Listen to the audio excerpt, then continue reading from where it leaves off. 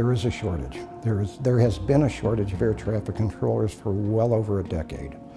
And it's a matter of just not getting enough people into the pipeline and through the training that's required. Henry Krakowski is a retired United Airlines pilot with 30 years experience in the cockpit. He also worked for the FAA as its COO, overseeing the nation's air traffic control system.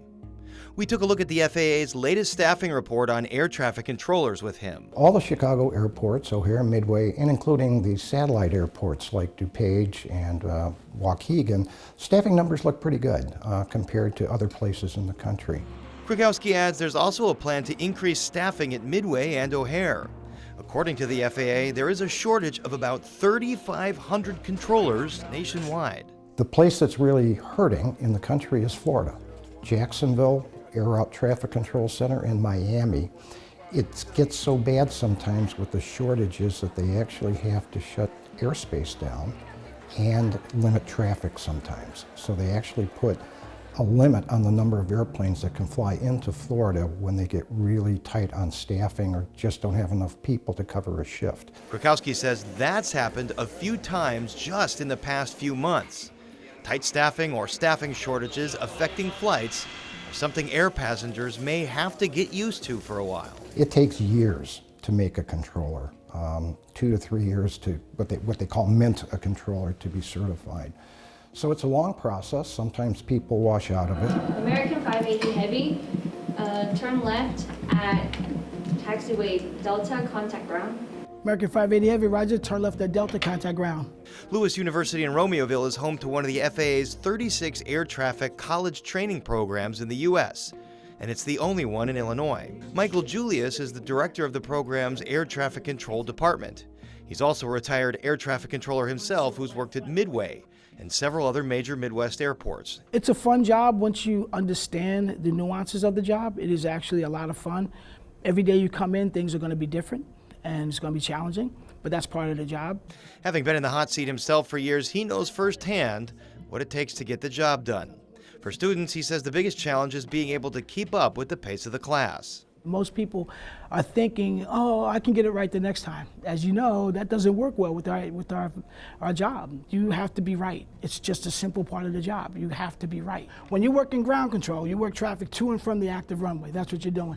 Okay, Alex is working local control. He clears aircraft to land and for takeoff. I'm an athlete too. I play hockey. And so when you're counted on to score a big goal or to shut down another team's offensive push, there's a lot of pressure, but I found myself to not buckle under that pressure. Alex Bryjak is a senior air traffic control major at Lewis. He equates working in an air traffic control tower with running a sports clock, where seconds count in both places. It's the same thing here. Sometimes you only have that quick to make a decision. As Bryjak finishes up his coursework, he's waiting to hear from the FAA when he'll be admitted to their Air Traffic Controller Academy in Oklahoma City. 97% of Lewis students have been accepted into the academy in the last 5 years. Bryjak passed the entrance exam last December. I have no idea. It could be over the summer, it could be next year, it could be 2 years from now. I have no idea. The FAA Academy is only a few months, but is said to be grueling with many students washing out. At the academy, they will teach you something in the morning. In the afternoon, they expect you to apply it correctly. For those who do finish, they're often assigned to work at airports in cities or states where they are not from. Julia says that can also make it difficult to keep air traffic controllers on the job. But what they're trying to do now is establish the area they came from and send them back to that area, because more than likely, you'll stay, you already have some type of support system and everything else in that area, and you'll flourish. To help with that process, Julia says Lewis University is working on becoming an enhanced air traffic collegiate training program, where students could continue on after their 4-year degree.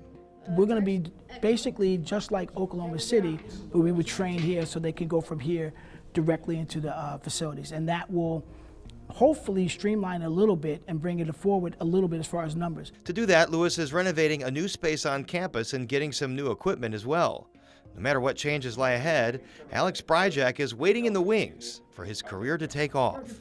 I also used to watch a lot of shows and documentaries when I was younger on plane crashes, and I was always fascinated with why these things happen and what can I do to prevent these in the future. Krakowski says there are a few other maneuvers the government could make to help reduce the air traffic controller shortage, like Congress approving emergency funding for the FAA so they can hire more people faster, and for the FAA to rethink its mandatory retirement age for air traffic controllers, which is 57 years old. Paris Schutz, Fox 32 Chicago.